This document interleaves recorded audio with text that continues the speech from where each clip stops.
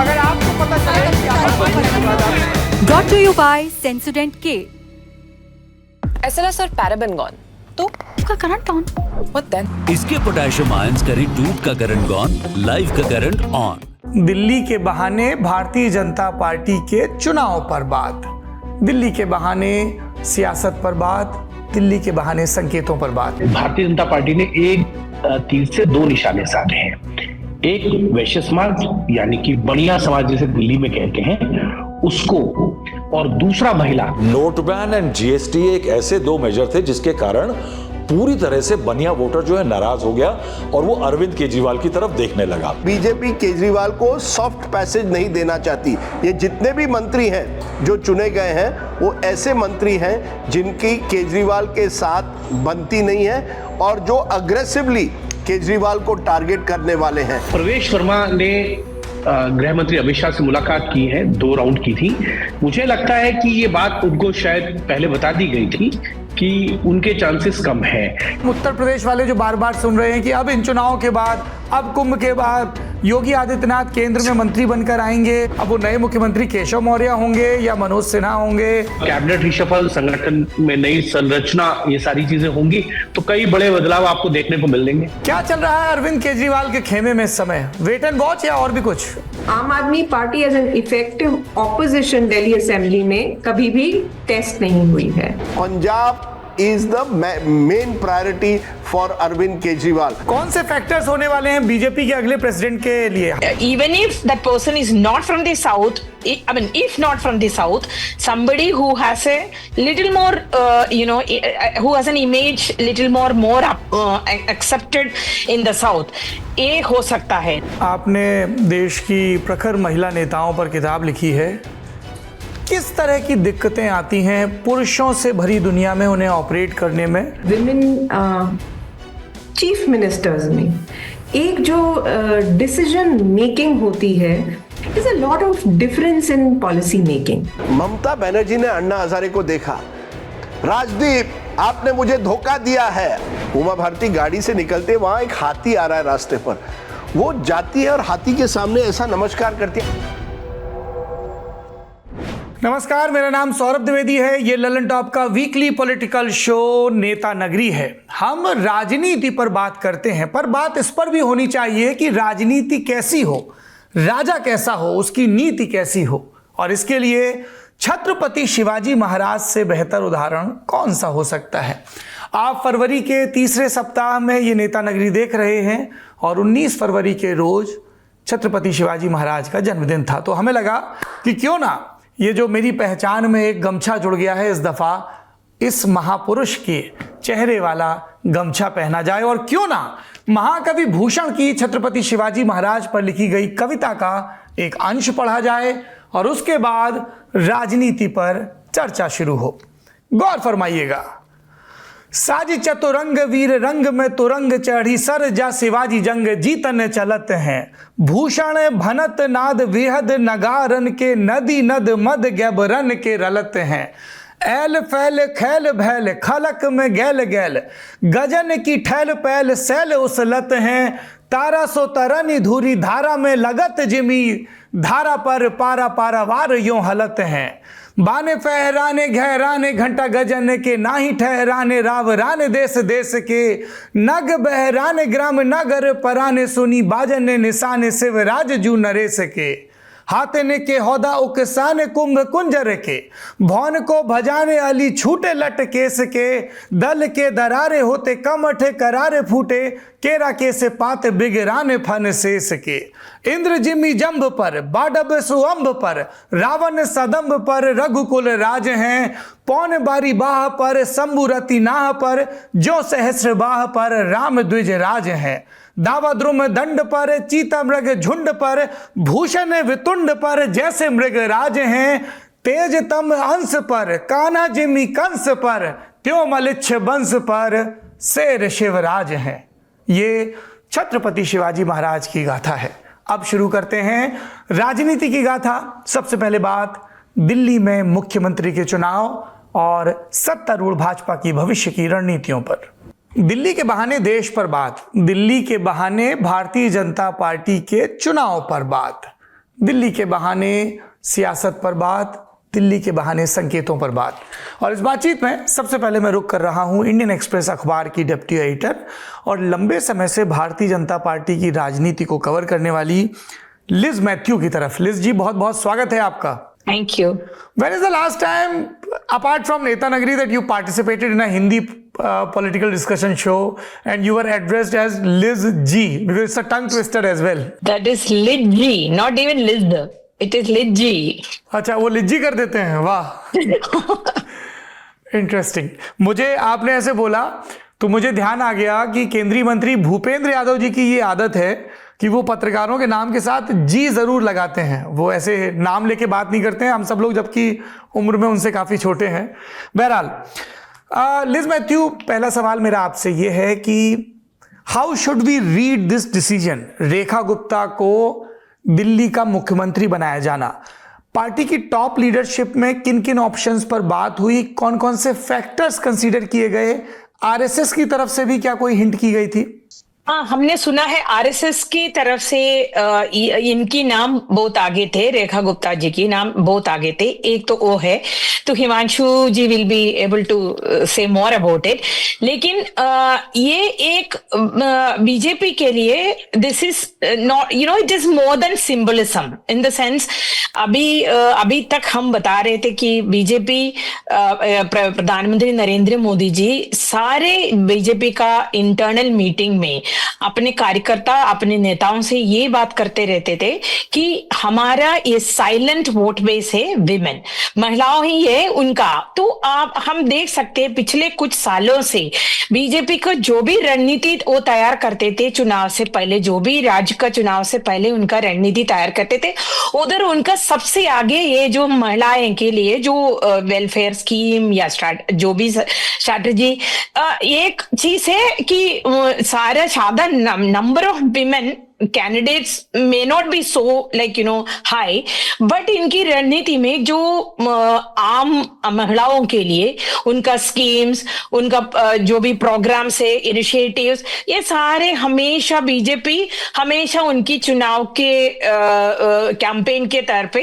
हमेशा आगे रखते थे उस पे। और हम मेरी ख्याल से 2 साल पहले एक बीजेपी की एक अप्रैल में इनका ये फाउंडेशन डे पे प्रधानमंत्री जी ने उनसे बोला था, इनकी पार्टी कार्यकर्ताओं से जो एड्रेस किया था, तब बोला था हमारी सबसे बड़ा अभी ताकत है कि हमारे साइलेंट वोट बेस है विमेन।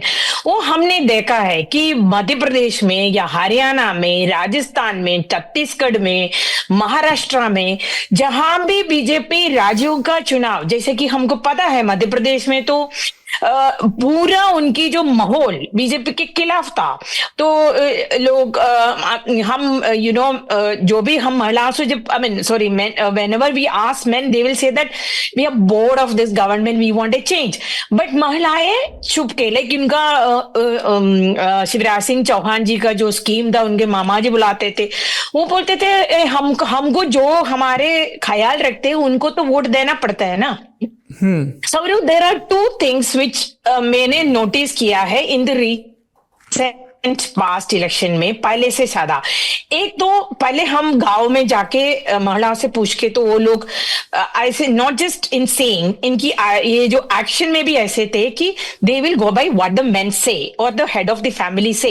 लेकिन इंक्रीजिंगली मैंने झारखंड में आदिवासी महिलाओं के बीच में इस बार मैंने देखा है, उनसे मैंने पूछा है कि आप तैयार करते या किसी क्यों, and their response was so aggressive that I really got a shock because they were so quick in responding, which means they are genuinely they अभी उन्हें वही तय करते हैं अपना वोट किसको देना है। So BJP is a party which actually ये जो चेंज में इनकी ये जो बदलाव जो सोसाइटी में आया, इसको देखा और इसको बेसिकली इसको उन्होंने एनकैश किया है। तो अभी लेकिन इन्होंने महिलाओं का बिल हमने देखा है लोकसभा चुनाव से पहले किया था, लेकिन अभी भी एक था कि आप बात ही करते, भाषण ही देते, कुछ कोई नेताओं को आपने आगे नहीं किया कि if you look at the मंत्रिमंडल में भी इतना भी ऐसे नहीं था कि द लास्ट गवर्नमेंट में ज्यादा नंबर थे, अभी उतना नहीं था। तो तब इन्होंने एक भी चीफ मिनिस्टर नहीं है। त्रिपुरा में हमने सुना था प्रतिभा भौमिक को बनाएंगे, लेकिन नहीं बनाया है। एक भी चीफ मिनिस्टर, इतना स्टेट थे एनडीए और बीजेपी को मिला के ऑलमोस्ट 20, लेकिन इसमें एक भी नहीं था। अभी by giving Delhi a woman chief minister, Modi ji not just for India, वो आगे जो आपको हमको पता है इंटरनेशनल जो भी इवेंट होता है दिल्ली में, दिल्ली चीफ मिनिस्टर का एक खास प्रोटोकॉल में भी जगह होता है, एंड हर face will be there.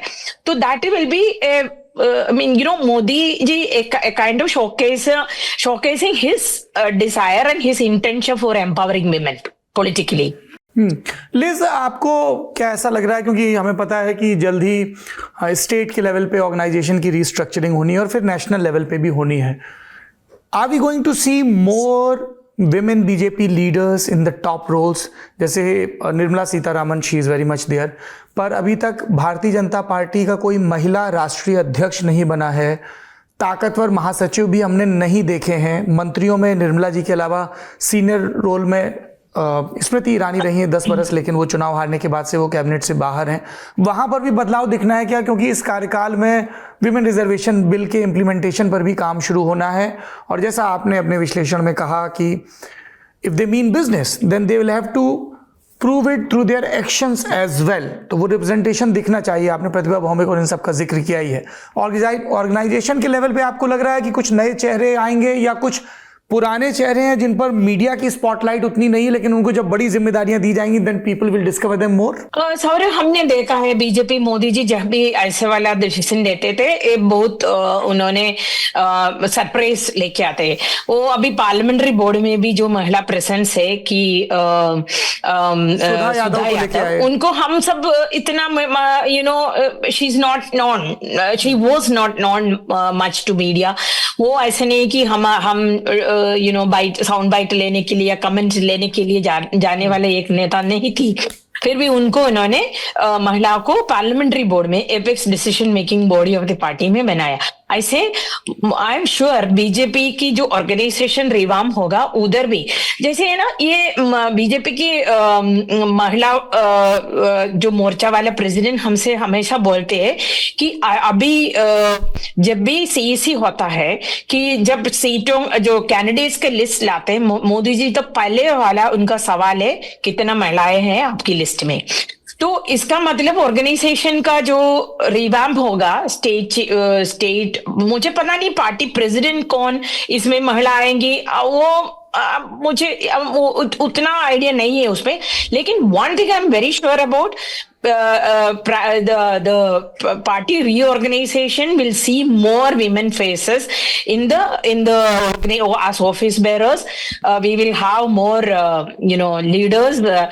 Some of them may be known to us. Some of them may not be, like you know, maybe a new faces like Modi ji picked up Mohan Yadav ji या you know Bhajan Lal Sharma ji, ऐसे वाले नेताओं को नेता हो सकता है। लेकिन I am sure state chief में भी होगा कि ऑर्गेनाइजेशन जनरल सेक्रेटरियों में भी more women will be there, और महिलाओं नेताओं को हम देखेंगे। अभी देखो रेखा गुप्ता को हम पहले इतना नहीं जानते थे, वो काउंसिलर पहली बार एमएलए बन किया है। अभी देखो she will be known and she you know BJP अभी दिल्ली में 2 और महिलाएं हैं एमपीज, यू नो। तो इसलिए ऐसे मुझे लग रही जो स्टेट और जो बीजेपी हमको जो शोकेस करना है कि दिल्ली वाला, उधर 2 महिलाएं एमपी है, एक the first chief minister in this you know under this regime, you know first woman chief minister, ये भी हो गया। तो आई am sure you know like ये ऑर्गेनाइजेशन में भी द पार्टी लीडरशिप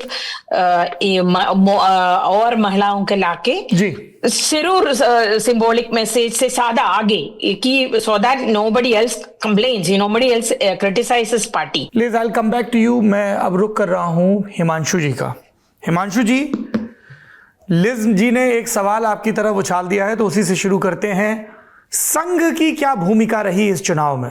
देखिए, संघ की भूमिका मुझे लगता है बहुत रही, और जिस दिन आरएसएस दफ्तर के नए प्रांगण जो न्यू कंस्ट्रक्शन हुआ है, हम सब लोग उस दिन गए थे। सुनील आम्बेकर ब्रीफ कर रहे थे कि कैसा दफ्तर बना है, उसमें क्या क्या है। उस दिन भी रेखा गुप्ता संघ के अधिकारियों से मुलाकात करने के लिए केशव कुंज गई थी। और ऐसा नहीं है कि वो उसी दिन गई थी, जो मेरी जानकारी है पिछले 12 दिनों में कम से कम वो 2 या 3 बार गई थी केशव कुंज। और क्योंकि वो छात्र संघ यानी भारतीय जनता माफ कीजिएगा एबीवीपी से आती हैं, और हम सब जानते हैं कि एबीवीपी के एक लंबे समय तक जो मेंटर रहे वो दत्तात्रेय होसबोले हैं, जो वर्तमान में सर कार्यवाह है।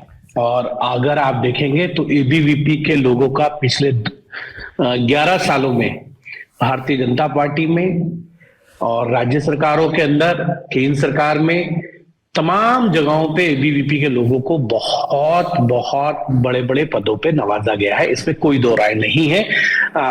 बात लीज कह रही थी, इसीलिए संघ की सहमति भी बहुत जरूरी होती है। और कल इसीलिए जब सरसंचालक मोहन भागवत केशव कुंज गए और उन्होंने वहां दिल्ली प्रांत के 200 मुख्य स्वयंसेवकों के साथ मुलाकात की, तो उस वक्त वहां पर गृह मंत्री अमित शाह भी थे।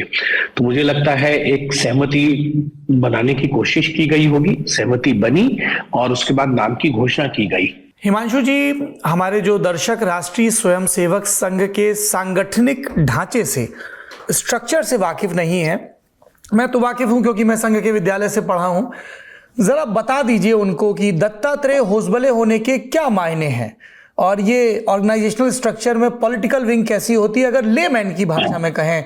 अरुण कुमार का क्या रोल है, आलोक कुमार का क्या रोल है, दत्तात्रेय होसबले का क्या रोल है, सुनील आम्बेकर का क्या रोल है, क्योंकि बाइट वायरल होती है मोहन भागवत की, लेकिन ये जो डे टू डे ऑपरेशंस हैं उसमें मोहन भागवत इन्वॉल्व नहीं रहते हैं, उसमें दत्तात्रेय होसबले और अरुण कुमार ज्यादा इन्वॉल्व रहते हैं, चाहे वो संगठन मंत्रियों से प्रदेश के स्तर पर रिपोर्ट लेना हो या उसके नीचे प्रांत और क्षेत्र की दृष्टि से जो उन्होंने विभाजन कर रखा है, जो सीधे संघ के रिपोर्टी हैं और जो संघ के डेपुटेशन पर बीजेपी में गए हैं उनसे रिपोर्ट लेना हो, अप टिल बीएल संतोष।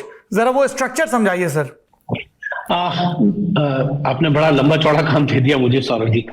सरसंचालक, ये बात सही है कि सरसंचालक जो है डे टू डे एक्टिविटीज में पार्टी और अन्य संगठनों के साथ नहीं रहते हैं और उनके लिए अलग अलग लोगों को लगाया जाता है। उदाहरण के तौर पर मैं आपने अरुण कुमार जो सहसर कार्यवाह हैं उनकी बात कही, तो वो अभी भारतीय जनता पार्टी और संघ के बीच में कोऑर्डिनेशन का काम वो देख रहे हैं, यानी समन्वय का काम वो देख रहे हैं। इसी तरीके से he is number 3 Arun Kumar, Dattatreya Hosabale के बाद नहीं, नंबर 3 का नहीं है, उसमें कई और लोग भी हैं। तो वो समझा दीजिए, वो स्ट्रक्चर समझा दीजिए जरा।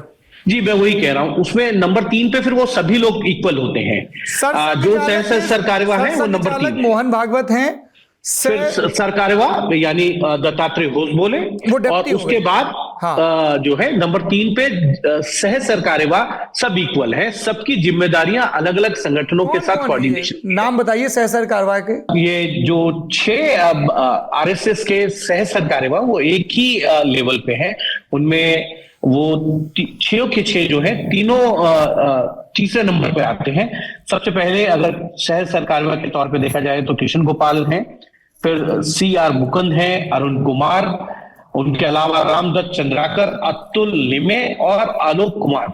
ये 6 लोग हैं सौरभ जी जो तीसरे नंबर पे हैं और तीनों के दायित्व अलग अलग हैं, अलग अलग संगठनों के साथ जो है कोऑर्डिनेशन का काम है और संपर्क विभाग का अलग है, समन्वय अलग देख रहे हैं। तो सबको कहीं ना कहीं अलग अलग जिम्मेदारियां हैं और वो फिर नीचे संगठनों से फीडबैक लेने के बाद ऊपर तय करते हैं सारी चीजों को और उसके बाद जो रिपोर्ट होती है वो फिर बनाकर सरकार, संगठन अलग अलग जगहों पे भेजते हैं कि इन रिपोर्टों के आधार पर कोई पॉलिसी जमीनी स्तर को ध्यान में रखते हुए बनाया जाए तो बेहतर रहेगा संगठन, सरकार सबके लिए।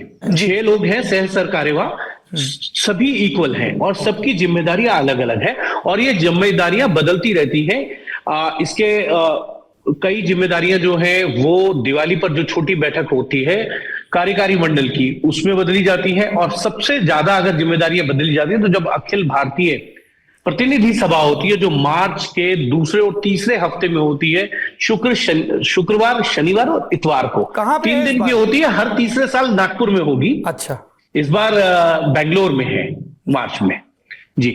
और उसी तरीके से कार्यकारिणी के सदस्य होते हैं, कोई व्यायाम के लिए है, कोई किन्हीं के पास जिम्मेदारी जो है संपर्क की है, कोई अलग अलग जिम्मेदारियां हैं राष्ट्रीय कार्यकारिणी में। जैसे इंद्रेश जी है, उनके पास केशव कुंज जाए तो टोक दिए जाएं कि हमारे बारे में बताना भूल गए। अभी 3 लोगों को बहरहाल मुक्त किया गया ना, उसमें सुरेश सोनी थे, 2 और अन्य लोग थे जिनको सह कार्यवाही की जिम्मेदारी से मुक्त किया गया। एक कर्नाटक से थे बाल मुकुंद जी, उनको भी शायद मुक्त किया गया है जिम्मेदारी से। तो मुझे लगता है कि कुछ चेंज हुए थे लास्ट ईयर, अब वो इतना ध्यान में नहीं है। और जैसे इंद्रेश कुमार है, उनके पास राष्ट्रीय मुस्लिम मंच की जिम्मेदारी है। तो तमाम इस तरीके की जिम्मेदारियां जो है वो अलग अलग लोगों के पास रहती हैं, वो अपनी रिपोर्ट लेते हैं।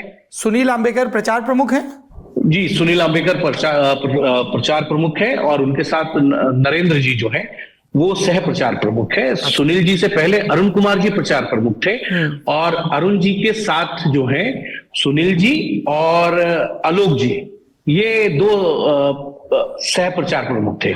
लेकिन पहले अरुण जी का पद बढ़ा और उसके बाद आलोक कुमार जी का पिछले साल पद बढ़ा, दोनों को अब सह कार्यवाह है जी। अच्छा, तो ये एक अलग अलग तरीके की व्याख्याएं हैं। और एबीवीपी, क्योंकि ये माना जाता है उनका छात्र संघ है, लेकिन उसको अगर देखा जाए तो ये कहते हैं कि वो उसकी राजनीतिक विंग है, जहां से भारतीय जनता पार्टी के बहुत से नेता नर्सरी तैयार होकर अलग अलग जाते हैं। नर्सरी है वो पौध है जहां से नेता तैयार होते हैं। उसमें अब मैं एबीवीपी के बहुत से लोगों के अगर नाम लूं तो वो शायद। सौरभ, मुझे थोड़ा एक रिकॉर्डिंग है तो मेरे को जरा जल्दी भागना है, तो मेरे को एक यहाँ पे एक क्रिटिकल फैक्टर मैं इसमें बोलना चाहता हूँ रेखा गुप्ता के चयन में, उसकी एक एंथोलॉजी है, और वो ये है कि जो उनका एलिवेशन है उसको आइसोलेशन में मत देखिए। वो आरएसएस और बीजेपी में कुछ हो रहा है जिसके सीड्स पड़े थे, यानी जिसका जो बीज पड़ा था वो 1970s में हो गया था, और उसका ये जिसे कहते हैं कि आज ये पेड़ बड़ा हो गया है। ये पेड़ किस तरह से बड़ा हुआ है, मैं उसको कहता हूँ आरएसएस और बीजेपी का एबीवीपी फैक्टर है वो। आप अगर स्थिति देखें आज की कि रेखा गुप्ता जो हैं, उनका बैकड्रॉप हम क्या बात कर रहे हैं कि वो दिल्ली यूनिवर्सिटी में स्टूडेंट्स यूनियन की डूसू यानी दिल्ली यूनिवर्सिटी स्टूडेंट्स यूनियन जो है उसकी नेता रही, वहाँ से उनकी राजनीतिक उत्पत्ति हुई है और आज वो ग्रेजुएट होकर के यहाँ पे मुख्यमंत्री बनी हैं। मगर एबीवीपी से उठी हुई चीफ मिनिस्टर वो अकेली नहीं है। एबीवीपी की जो नेता हैं चीफ मिनिस्टर पोस्ट पे अगर आज के उसमें देख लें हम, तो आपके मोहन यादव जो मध्य प्रदेश में हैं वो एबीवीपी से उनका ओरिजिन है पॉलिटिक्स में। भजन लाल शर्मा जो हैं उनका ओरिजिन जो है वो एबीवीपी से है। आपके देवेंद्र फडणवीस जो हैं वो एबीवीपी से हैं। अगर आप इस बीजेपी से हट जाते हैं तो आप आरएसएस की हायरार्की देखिए, तो जो सेकंड इन कमांड आरएसएस में है दत्तात्रेय होसाबले, वो एबीवीपी में से उनका ओरिजिन है। अगर प्रचार प्रमुख जो आरएसएस के हैं या जो एबीवीपी के ऑर्गेनाइजिंग सेक्रेटरी हैं, अगर उनको देखें सुनील अंबेकर को, वो भी एबीवीपी से हैं।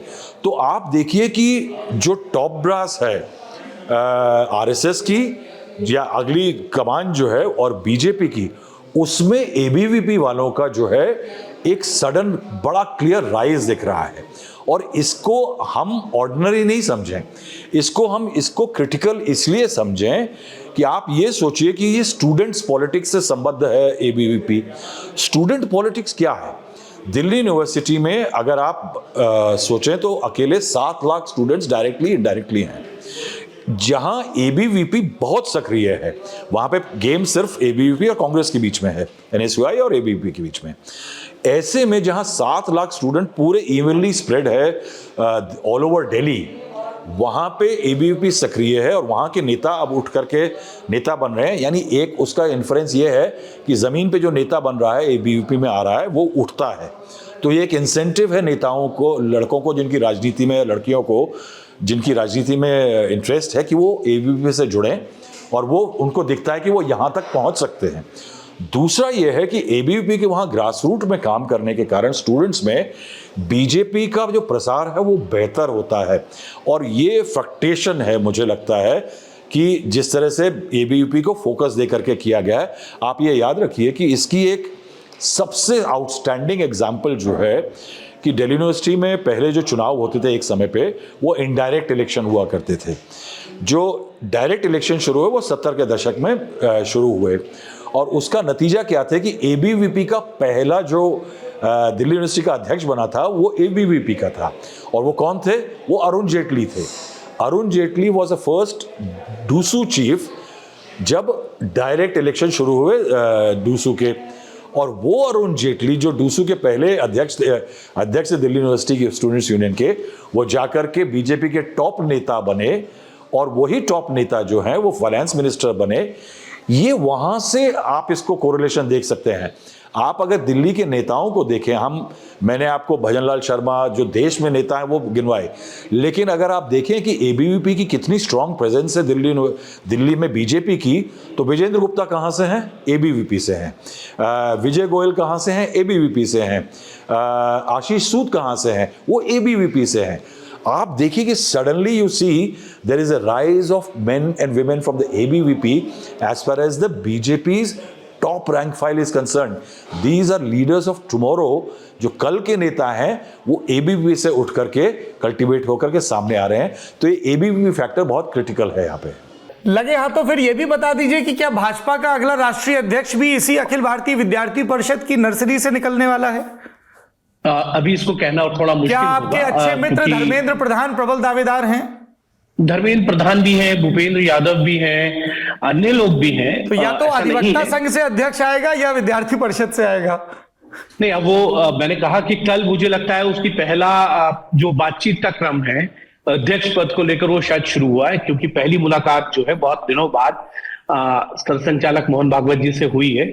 तो मुझे लगता है कि अभी कुछ और क्रम होंगे, क्योंकि मार्च मिड तक शायद प्लीज भी इस पे और थोड़ी सी जानकारी दें कि मार्च के मिड दूसरे हफ्ते या तीसरे हफ्ते में जो है नया अध्यक्ष भारतीय जनता पार्टी को मिलेगा। तो इस क्रम में मुझे लगता है अभी बातचीत का क्रम और जारी रहेगा, लेकिन बहरहाल उसमें बहुत लंबी लिस्ट है। अगर अध्यक्ष में देखें तो धर्मेंद्र प्रधान, भूपेंद्र यादव, शिवराज सिंह चौहान खुद एबीवीपी से रहे हैं, मनोहर लाल खट्टर भी हैं। अगर आप देखें तो केशव प्रसाद मौर्य का नाम भी चला, उसमें प्रहलाद जोशी जी का भी नाम है, तमाम बहुत से लोगों के नाम है। दलित समाज से कोई नाम? दलित समाज से अभी तक मुझे ऐसा कोई प्रबल नाम नहीं दिखा है। हो सकता है क्योंकि भारतीय जनता पार्टी और संघ मिलकर कुछ नया नाम निकाल ले। जी जरा पता करिए कुछ दावेदारों के नाम। लिज मैथ्यू, कौन से फैक्टर्स होने वाले हैं बीजेपी के अगले प्रेसिडेंट के लिए? हालांकि हम सब जानते हैं होगा वही जो नरेंद्र मोदी और अमित शाह तय करेंगे और दत्तात्रेय होसबले से परामर्श के बाद मोहन भागवत से, पर हम पत्रकार हैं, हम लोगों का काम है चर्चाएं करना संभावितों के बारे में। अमित शाह जी क्या सोचते हमको कैसे पता चलेगा, लेकिन जनरली स्पीकिंग एक बिग चैलेंज जो पार्टी के सामने होगा that will be the south. आपको पता है अभी तक बीजेपी ने नॉर्थ में, वेस्ट में या ईस्ट में, नॉर्थ ईस्ट में थोड़ा अपना मजबूत पार्टी बनाया है नेशनली और सो, बट साउथ में अभी भी बीजेपी का अभी तक आगे अभी कर्नाटका एक ही स्टेट था। नड्डा जी के अंदर बीजेपी ने 26 election, may be in the history of BJP he will be one president which has headed the party, who has headed the party like with most of the highest number of electoral victories. He had 26 victories in his term as the party president. अभी लेकिन एक state था south में उनका BJP के पास, कर्नाटका, वो भी BJP lost that state also. That is one drawback even now BJP is having. Tamil Nadu में उन्होंने सोचा है, प्रधानमंत्री खुद भी ऐसे बात किया था कि तमिलनाडु में इस बार भाजपा के सपोर्ट में होगा, बिकॉज ओवर द रैलीज जो भी इन्होंने रैलियां किया था, सभाएं किया था, सारे बहुत it was lot of people were there, crowd was very good and BJP ने ऐसे सोचा। और हमको पता है प्रधानमंत्री जाके कन्याकुमारी में विवेकानंद रोक पे उधर गया था चुनाव के बाद। ये सब उनका मन में एक विश्वास था कि साउथ में इस बार तमिलनाडु में इसका भाजपा का अच्छा होगा। लेकिन जो डिसीजन इन्होंने लिया एडीएमके से रिश्ता तोड़ के अकेले लड़ने के लिए, वो डिसीजन की वजह से उनका इतना नहीं हुआ है, पार्टी का कोई ज्यादा फायदा नहीं हुआ कि केरला में of course they have one seat, but सबको पता है वो भाजपा के लिए जो वोट नहीं मानते लोग, वो उनका अपना पर्सनल भी, सुरेश गोपी का एक एक्टर है, वो उनका अपना भी थोड़ा सपोर्ट बेस था, मतलब वोट था, उसकी वजह से उन्होंने, और क्रिश्चियन वोट जो बीजेपी केरला में चाहती है, क्रिश्चियन सपोर्ट बेस। एक तो ये साउथ में बाकी भी दो स्टेट मतलब तेलंगाना में BJP wants to grow as an very alternate force, because Congress के खिलाफ आए तो बीजेपी को फायदा होगा, this is what BJP calculation is. तो आंध्रा में तो अलायंस में है, तो अदर स्टेट्स आर अभी भी बीजेपी का टारगेट में। इसलिए लोग सोचते हैं कि एक तो ऐसे बिल्कुल एक नॉर्थ वाला जो हिंदी स्पीकिंग, हमको पता है नड्डा जी से जब भी बात किए तो नड्डा जी बोलेंगे लैंग्वेज हमारे लिए, भाषा हमारे लिए एक बहुत बड़ा इश्यू है साउथ में, इसके लिए वो बहुत हिंदी स्पीकिंग, हिंदी बेल्ट वाला एक इमेज वाले को नहीं रखेगा।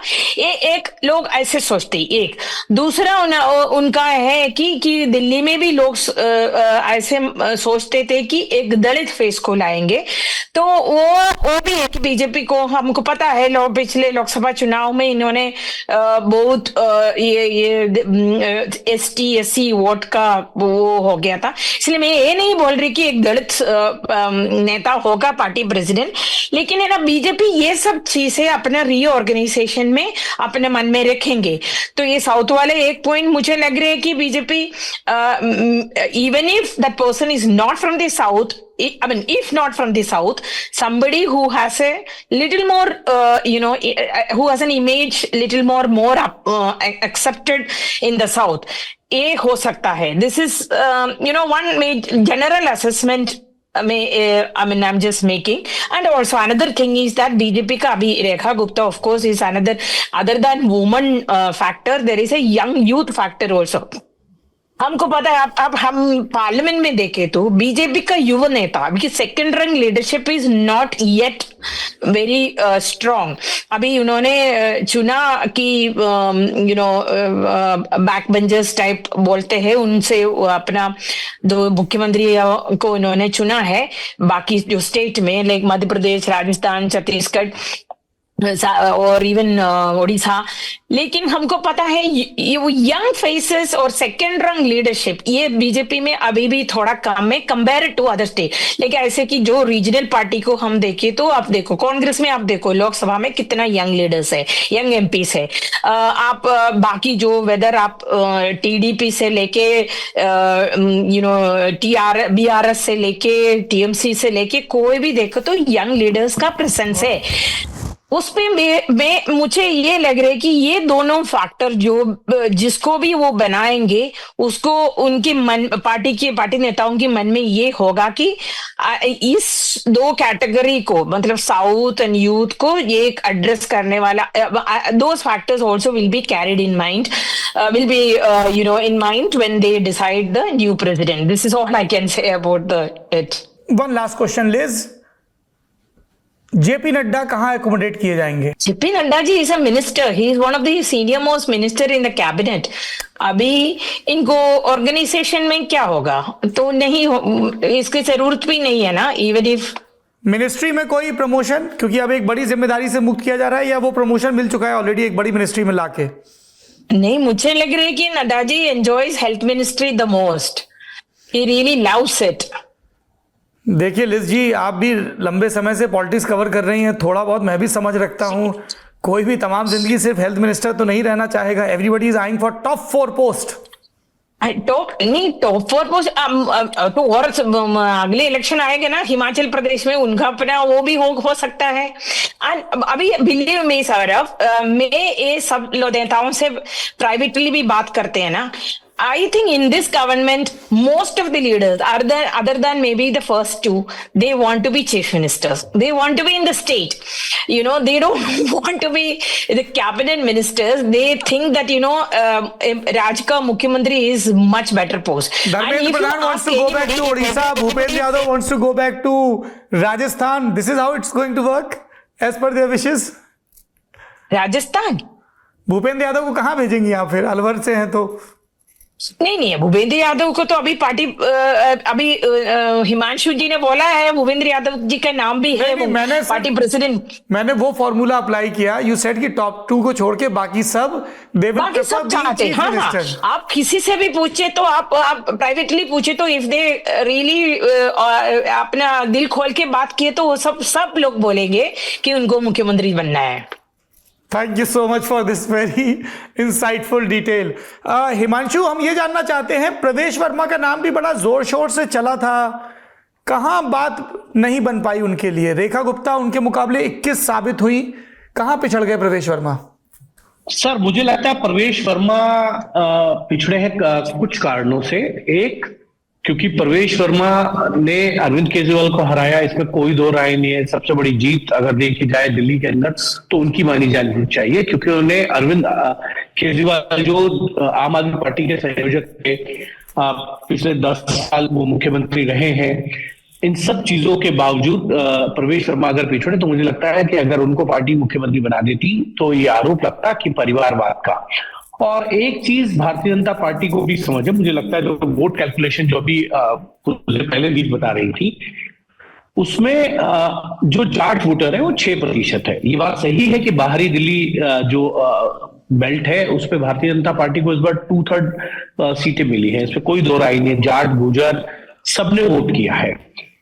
लेकिन अगर प्रवेश नहीं बनाए गए उसका कारण यह है कि महिला वोटर, क्योंकि प्रधानमंत्री हमेशा एक लाइन बोलते हैं पार्टी मीटिंग्स में और अपनी पब्लिक मीटिंग्स के अंदर कि ज्ञान, उनकी सरकार और उनकी पार्टी एक चीज को ध्यान में रखकर काम करती है, वो है ज्ञान. ज्ञान का मतलब गरीब, युवा, एग्रीकल्चर यानी किसान और नारी, एन से नारी. तो नारी एक मैसेज देना चाहती है भारतीय जनता पार्टी. कल मेरी किसी बड़े नेता से बात हुई, उन्होंने कहा कि आतिशी को जब मुख्यमंत्री बनाया गया तो ये कहा गया कि चुनाव बाद उनको बदलकर आम आदमी पार्टी चुनाव जीतेगी और फिर अरविंद केजरीवाल जो टेक ओवर करेंगे. आतिशी टेम्परेरी है. तो ये मैसेज दिया गया कि हम टेम्परेरी काम नहीं करते. सुषमा स्वराज 1998 में चुनाव हारी, महिला थी, बीजेपी की बड़ी सीनियर नेता थी. 27 साल बाद हम लौट के आए हैं, महिला को मुख्यमंत्री बनाया है. इससे रेखा गुप्ता से पहले आतिशी थी, उनको टेम्परेरी कहा गया. भारतीय जनता पार्टी ने उसको एक बड़ा इशू भी बनाया. दूसरी चीज जो है, जो बात मैं आपको कहना चाह रहा था, उसमें भारतीय जनता पार्टी ने एक तीर से 2 निशाने साधे हैं. एक वैश्य समाज यानी कि बनिया समाज जिसे दिल्ली में कहते हैं उसको, और दूसरा महिला, क्योंकि इस बार भारतीय जनता पार्टी को दिल्ली विधानसभा चुनाव में महिलाओं ने खोलकर वोट दिया है. उस जीत में सबसे ज्यादा अगर योगदान किसी का देखा जाए जो जातियों से अलग हटकर है तो महिलाओं का है. और वैश्य समाज जो है वो भारतीय जनता पार्टी का एक कोर वोटर है. 93 से 2025 तक कोई भी विधानसभा का चुनाव हुआ हो, लोकसभा का चुनाव हुआ हो, उसमें मेजॉरिटी वोट जो है वैश्य समाज का वो भारतीय जनता पार्टी को मिलता रहा है. और उस कोर वोटर को सहेजने के कारण भी एक तीर से 2 निशाने साधे गए. महिला भी और वैश्य समाज भी. उसमें रेखा गुप्ता फिट बैठती थी. बाकी मुझे लगता है जिन नामों पे और डिस्कशन हुए होंगे, चाहे वो प्रवेश वर्मा हो, विजेंद्र गुप्ता हो, आशीष सूद क्यों ना हो, सतीश उपाध्याय, जितेंद्र महाजन, पवन शर्मा या अजय महावर, उस सभी चीजों को समीकरणों को देखने के बाद, जातिगत समीकरणों को ध्यान में रखने के बाद कैबिनेट फॉर्मेशन हुई है और मुख्यमंत्री का चयन हुआ है. सौरभ जी, और इसमें जितेंद्र महाजन और सतीश उपाध्याय को जो नहीं लिया गया कैबिनेट में, उसकी वजह मुझे लगता है एक, क्योंकि जितेंद्र महाजन का स्वास्थ्य जो है पिछले कुछ समय से ठीक नहीं चल रहा था, खैर वो रिकवर की है। और अगर देखा जाए तो वो एक ऐसे विधायक हैं जिनको आमतौर पर उनकी विधानसभा रोहतास नगर के अंदर लोग उन्हें अक्सर स्कूटी पर देख सकते हैं, दूसरे के पीछे स्कूटी पे बैठे हुए या स्कूटर पे, बाइक पे देखकर खुश होते हैं कि ये असली व्यक्ति है जो जमीन पर जुड़कर काम करता है। सतीश उपाध्याय का नाम कटना मुझे भी थोड़ा सा चौंकाता है, क्योंकि वो भारतीय जनता पार्टी के ब्राह्मण केस थे और उनका एक लंबा एक्सपीरियंस है। युवा मोर्चा के अध्यक्ष रहे दिल्ली प्रदेश में, फिर प्रदेश अध्यक्ष बने, एनडीएमसी में वाइस चेयरमैन बन गए, अभी मध्य प्रदेश में वो सह प्रभारी हैं, संगठन में कई जिम्मेदारियां उन्होंने निभाई हैं। लेकिन मुझे लगता है कि पार्टी ने उनकी जगह कपिल मिश्रा को तरजीह ज्यादा दी, क्योंकि जिस तरीके से कपिल मिश्रा का ग्राफ अगर आप पिछले कुछ दिनों में देखेंगे भारतीय जनता पार्टी में बढ़ा है, तो एक बड़ा कारण उसमें मुझे लगता है कि सतीश उपाध्याय का पिछड़ना भी है कि पार्टी को लगता है कि उनको बहुत कुछ दिया। कॉर्पोरेटर भी वो रहे हैं, स्टैंडिंग कमेटी के चेयरमैन हो रहे हैं और एनडीएमसी के वाइस चेयरमैन बना, यानी कि दिल्ली के अंदर एक कैबिनेट रैंक रहता ही है और वो भी 3 साल का पूरा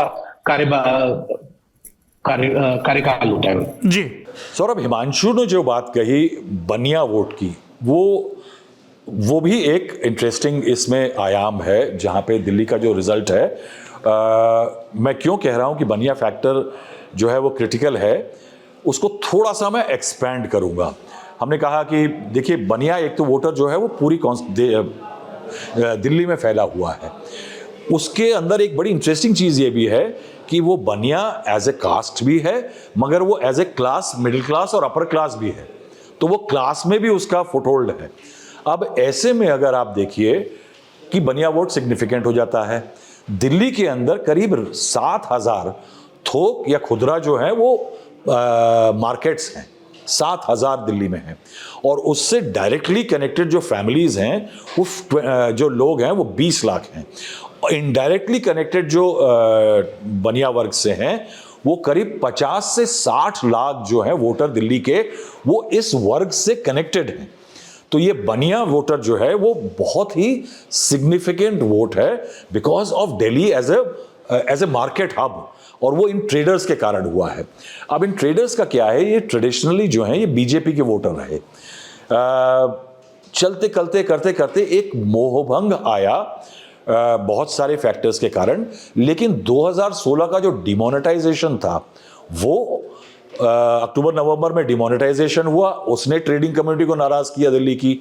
2017 जुलाई में, यानी करीब 7-8 महीने बाद ही आपका जीएसटी आ जाता है, जिसने अफरा तफरी मचा दी पूरी ट्रेडिंग कम्युनिटी में, एडिशनल एक्सपेंसेस, कंप्लायंसेस, तमाम चीज़ों के, तो उसने नाराज़गी क्रिएट करी। तो नोट बैन एंड जीएसटी एक ऐसे 2 मेजर थे जिसके कारण पूरी तरह से बनिया वोटर जो है नाराज हो गया और वो अरविंद केजरीवाल की तरफ देखने लगा। यहां क्या हुआ कि अरविंद केजरीवाल जो खुद हैं वो केजरीवाल हैं यानी अग्रवाल समुदाय से आते हैं, और उन्होंने ये भांप लिया कि एक मौका है कि ये जो बनिया वोट है वो जातिगत अगर वोट है तो इसको कास्ट नहीं, पूरे कंप्लीट ब्लॉक की तरह से वो आइडेंटिफाई करके अगर चलेंगे तो वो उसको ये कह पाएंगे कि मैं बनिया समाज का नेता हूं, बीजेपी नहीं है जिसका वो ट्रेडिशनल वोट हुआ करता था। तो आप अगर 2015 में जाते हैं, इसकी शुरुआत हो चुकी थी पहले से, कि 2015 में बीजेपी की एक नेता ने उन पे हमला किया अरविंद केजरीवाल पे, कि अरविंद केजरीवाल का जो गोत्र है, यानी it was a matter of saying कि उनका जो गोत्र है वो उपद्रवी है। जैसे ही बीजेपी ने ये बोला, अरविंद केजरीवाल ने मौका पकड़ा और उन्होंने उस टाइम पे ये कहना शुरू कर दिया कि साहब ये पूरे अग्रवाल समाज को उपद्रवी बोल रहे हैं। उसको लेकर के बीजेपी रेड फेस हुई और बीजेपी को बैकफुट पे आना पड़ा। आप 2019 के आसपास की बात देखिए तो उन्होंने, अरविंद केजरीवाल ने शोर मचाया कि बीजेपी कोशिश कर रही है कि दिल्ली के बनिया समाज का 50% वोट काट दे क्योंकि बनिया उनसे नाराज है। बीजेपी को लंबा समय व्यतीत करना पड़ा इस बात को कहने में कि नहीं साहब ऐसी हमारी कोई मंशा नहीं है, लेकिन एक बड़ा डिस्टिंक्ट ट्रेंड दिख रहा था कि दिल्ली के वोट में अलग वोट हो रहा था, नेशनल लेवल पे अलग वोट हो रहा था। इस खतरे को देखते हुए इस चुनाव में अगर एफर्ट करना था बीजेपी को इस वोट को अपनी तरफ वापस लाने का और सिक्योर करने का, तो उसकी कमान छोटे लेवल पे नहीं गई, उसकी कमान संभाली अमित शाह ने। पहले संकल्प पत्र जो आया उसके अंदर तमाम प्रोमिसेस किए गए बनिया वर्ग को। अमित शाह ने कमान संभाली और लगातार करीब 20-25 दिन का एक कैंपेन पीरियड जो था उसके अंदर तमाम ट्रेडिंग बॉडीज जो हैं जिसमें वैश्य समाज के लोग आते हैं, उस समाज से अमित शाह ने लगातार मीटिंग करी। आप सोचिए कि बीजेपी किस तरह से काम करती है कि बीजेपी को पता था इसके लिए मल्टीपल एफर्ट लाना होगा, तो एक इनडायरेक्टली क्या लाई, निर्मला सीतारमण ने बजट में 12 लाख वाला वो टैक्स वाला एक इंसेंटिव अनाउंस किया। तो एक तरफ तो आप एज ए कास्ट उसको एड्रेस कर रहे थे वैश्य समाज को, दूसरी तरफ उसको इकोनॉमिकली टारगेट किया, क्योंकि जब इनकम टैक्स की बात आती है तो 12 लाख का उनके लिए भी एक इंसेंटिव बन जाता है। तो मल्टी प्रोंग तरीके से बीजेपी ने समाज को वो किया। आरएसएस फैक्टर, आरएसएस ने तमाम मीटिंग करी, जो समाज के तमाम नेता थे उनको भेजा गया उनके मीटिंग में, और एक मोमेंटम बनाया गया जिसके कारण बनिया समाज को यह जताया गया कि साहब आपको इसको अपना चुनाव मानना है। And that is the reason why कि दिल्ली के अंदर जो बनिया समाज का वोट है वो काफी ज्यादा आकर के बीजेपी के पास वापस लौट आया। एक इस बात की भी हिमांशु संभावना है क्या कि मंत्रिपरिषद में कुछ नए नाम आए, या हम उत्तर प्रदेश वाले जो बार बार सुन रहे हैं कि अब इन चुनाव के बाद, अब कुंभ के बाद योगी आदित्यनाथ केंद्र में मंत्री बनकर आएंगे और उत्तर प्रदेश में कोई नया मुख्यमंत्री मिलेगा। अब वो नए मुख्यमंत्री केशव मौर्य होंगे या मनोज सिन्हा होंगे या कोई और होंगे, ये आप लोग बता दीजिए।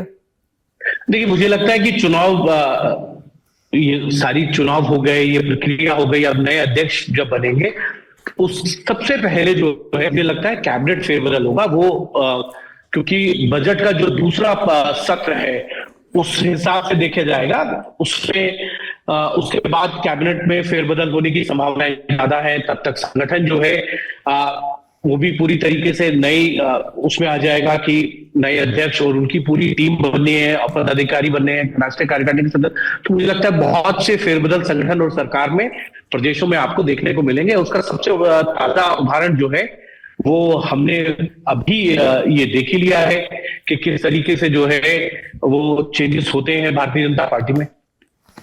और वीरेंद्र सचदेवा को भी इनाम मिलेगा। मुझे लगता है वीरेंद्र सचदेवा को इनाम मिल सकता है, या तो उनको रिपीट किया जा सकता है, 3 साल का एक नया कार्यकाल उनको दिया जा सकता है, या पार्टी में उन्हें जनरल सेक्रेटरी की जिम्मेदारी दी जा सकती है। ओके, लिज मैथ्यू, क्योंकि नया संगठन तैयार होगा नए राष्ट्रीय अध्यक्ष के साथ जो मार्च में होना है। तब तक बजट सत्र का जो दूसरा पार्ट है वो समाप्त हो जाएगा अप्रैल में। तो उसके बाद कैबिनेट रिशफल, संगठन में नई संरचना, ये सारी चीजें होंगी। तो कई बड़े बदलाव आपको देखने को मिलेंगे। जी, लिज मैथ्यू जी, आपने कई बीजेपी अध्यक्ष देखे। आपने जब बीजेपी कवर करनी शुरू की थी उस समय अध्यक्ष कौन थे, बंगारू लक्ष्मण या कुशाभाऊ ठाकरे? कुशाभाऊ ठाकरे। कुशाभाऊ ठाकरे। तो आपने तो पीढ़ियों का बदलाव देखा है? मतलब जब आपके जमाने में राजनाथ सिंह पहली बार अध्यक्ष बने होंगे तब वो अपेक्षाकृत युवा अध्यक्ष थे। हाँ, लेकिन मैं तब है ना मैंने मेरा पत्रकारिता एक मलयालम पेपर में शुरू किया था। मेरे को कभी ये इनसे इतना, मतलब वाजपेयी जी के टाइम में जब सरकार में आए थे तभी तो मैं पहले 1-2 साल पहले ही मैंने शुरू किया था, जब भाजपा ने KL शर्मा जी ने जब डेली जो ब्रीफिंग है तब से मैं जाते थे बीजेपी ऑफिस में, पुराना ऑफिस में 11 अकबर रोड पे, सॉरी अशोका रोड पे। तब से है। मैंने कभी साउथ का भी 2 लोग आया है, जना कृष्णमूर्ति जी थे, इसके बाद वेंकैया नायडू जी थे, इसके बाद 2 साउथ का हो गया था। हाँ, लेकिन इतना इंटेंसली जैसे कि हर डेवलपमेंट को हम फॉलो करते, ऐसे एक बीट जैसे मैं अभी मेरी ख्याल से वाजपेयी जी के टाइम के बाद अभी है, एक्सप्रेस में जैसे करते हैं ऐसे उतना करने की जरूरत नहीं था पहले। किस तरह के बदलाव दिखते हैं आपको व्यक्ति के हिसाब से काम करने के तरीकों में, या SOPs इतने बन चुके हैं कि कोई भी व्यक्ति आ जाए कुछ बदलता नहीं है? पर्सनालिटी और नहीं, बिल्कुल नहीं है, बिल्कुल नहीं है। जब से ये हम ऐसे बोलते हैं कि मोदी जी और अमित शाह जी उनका जो इनका टाइम है, बीजेपी 2.0 बोलते हैं, I mean 3.0 whatever, it's a new era for BJP. हमने देखा है जैसे इन्होंने चेंज किया, I mean to be fair to them, they yielded result also, they produced, the BJP became the dominant force in the national politics, and the party with massive membership, and Amit Shah ji के time में ही हुआ था। जब अमित शाह जी को बदल के जब नड्डा जी आए थे, सब नड्डा जी से बोलते हैं तो बिग शूज टू फिल, लेकिन नड्डा जी है ना अपने तरीके से, जो हम देखे तो नड्डा जी और अमित शाह जी के बीच में उनके जो the way they deal with issues is entirely different. Nadda ji soft spoken, and एक सॉफ्ट इमेज है, he will talk to anybody, सबसे बात करते हैं, लेकिन बट स्टिल इन्होंने over the years he also learn to send very stern messages, but he can never be Amit Shah, like he's an out and out organization man, and he's stickler for discipline, and उनका है ना खाने से लोग मानते हैं की बातें, लेकिन and also we call it like proxy authority, most of the time Nadda ji used proxy authority, like he would take either Modi ji या गृह मंत्री जी की नाम लेके उन्होंने बहुत डिसीजन लिया है। लेकिन हमको पता है जब आया तो उनका कोविड का टाइम था, उन्होंने एक मोर ह्यूमन फेस भी बनाया था भाजपा को, ये सेवाई, ये मतलब Bhajpa, that how much services during COVID time the party had indulged in. Nadda ji had tried to give a different, a kind of slightly softer face to this era of, BJP in this era. So when whoever comes, they will have their own way, like जैसे कि अमित शाह जी और नड्डा जी के बीच में जो difference है, ऐसे difference होगा, लेकिन पार्टी की जो it is an election machine, it is well oiled election machine, वो तो अभी कंटिन्यू करेगा as long as whoever becomes the party president. हमको पता है उसमें मोदी जी और अमित शाह जी का stamp will always remain. So they will be the kind of super authority. तो उनके हिसाब से काम चलेगी। The person who is going to be the party president will be kind of is going to execute what they decide. So I think only the way he is approaching things will be different. इस पर जरा और रोशनी डालेंगे हिमांशु जी, जो कि JP Nadda की politics को करीब से देख रहे हैं। मैंने कहा सर और रोशनी डालिए जरा, जो लिज जी ने अपना क्लोजिंग आर्ग्यूमेंट दिया कि अध्यक्ष कोई भी रहे, final stamping authority Narendra Modi और अमित शाह ही रहते हैं। तो अध्यक्ष की अपनी कितनी चलती है? क्या वो नितिन गडकरी वो आखिरी अध्यक्ष थे, या राजनाथ सिंह जो अपनी चला पाए थे पूरी तरह से, या जेपी नड्डा भी जब अध्यक्ष रहे तो उनके हिसाब से भी चीजें हुई? कई लोगों ने कहा कि भजन लाल शर्मा या मोहन यादव, इन सब के चयन में जेपी नड्डा की भी चली, या फिर छत्तीसगढ़ में भी? देखिए, मुझे लगता है कि जितने चयन हुए हैं उसमें डिसीजन लेने वाले लोगों में ज्यादातर डिसीजन प्रधानमंत्री लेते हैं। अमित शाह हो गृह मंत्री के तौर पर, या जेपी नड्डा हो, या पीएल संतोष हो, ये एडवाइस कर सकते हैं, सजेशंस दे सकते हैं, वो भी फीडबैक के आधार पर। एक चीज और मैं आपको सौरभ जी बताना चाह रहा था, वो ये कि प्रवेश वर्मा ने गृह मंत्री अमित शाह से मुलाकात की है, 2 राउंड की थी, जिस दिन नतीजे आए उस दिन और उसके बाद भी, और एक बार जेपी नड्डा से मुलाकात की। मुझे लगता है कि ये बात उनको शायद पहले बता दी गई थी कि उनके चांसेस कम है, क्योंकि एक चीज मैं बोलना चाह रहा था और शायद बहुत से लोगों को वो खराब लगे, कोई भी राजनीतिक दल हो इस देश के अंदर, वो जातिगत समीकरणों के ध्यान रखकर ही फैसले लेते हैं, चाहे वो चुनाव संबंधित हो, सरकार का गठन हो, और चाहे संगठन के अंदर जिम्मेदारियां ली हो। तो उस परिप्रेक्ष्य में प्रवेश वर्मा थोड़े पीछे रह गए। उसका कारण एक ये भी है कि अरविंद केजरीवाल भी जो है वो वैश्य समाज से आते थे। तो वो रिप्लेसमेंट्स ऐसी है, छोटी छोटी चीजों को ध्यान में रखते हुए भविष्य के लिए कि कोर वोटर रह जाए, ये ना कहे कि वैश्य समाज के लोगों को नहीं बनाया तो वो भी कर दिया, महिला नहीं बनाई किसी की, महिला को हटा दिया तो महिला भी है, और अपने कोर वोटर को साथ लिया। ये जो चीजें हैं ना, ये बहुत माइन्यूट में देखते हैं प्रधानमंत्री नरेंद्र मोदी, गृह मंत्री अमित शाह। ये कहीं ना कहीं उनका है एक फीडबैक लो, उस फीडबैक के अंदर सारी चीजों को खंगाल और फिर जो बेस्ट ऑप्शन हो उसको सिलेक्ट करना है, क्योंकि वो स्ट्रेटेजी बनाते हैं 10 साल के लिए मिनिमम, कि ये हम 10 साल का प्लान लेके चल रहे हैं, रूट प्लान, इस पर हमको काम करना है। और जो एक लीज ने शुरू में बात की थी कि भारतीय जनता पार्टी की जो महिला अध्यक्षा हैं महिला मोर्चा की, वो कहती हैं कि प्रधानमंत्री हमेशा पूछते हैं कि महिलाओं को कितनी टिकट दिए, नाम लेके आए हैं। लेकिन एक चीज है, भारतीय जनता पार्टी का जो कॉन्स्टिट्यूशन है, जो संविधान है, उसमें 33% महिलाओं को पदाधिकारी रखने का है, उसमें क्लॉज है, लेकिन ये कभी पूरा नहीं हो पा रहा है। जब से ये कॉन्स्टिट्यूशन में अमेंड हुआ है, नहीं हो पाया है। एक तरफ भारतीय जनता पार्टी ने 33% महिलाओं के लिए रिजर्वेशन किया है लोकसभा और विधानसभा के लिए, वो बिल आया है, पास हो गया है, कानून बन चुका है, लेकिन वो बहुत सी जगहों पे पॉसिबल नहीं हो पाता है। इसी चीज को प्रधानमंत्री हमेशा जो है मुझे लगता है ध्यान देते हैं। जो बात लीज कह रही थी कि कितनी महिलाओं को आप टिकट देने के लिए उनके नाम लेकर आए, ये फैक्ट है, क्योंकि आप संगठनात्मक चीजों में कई बार नहीं कर पाते हैं चीजों को।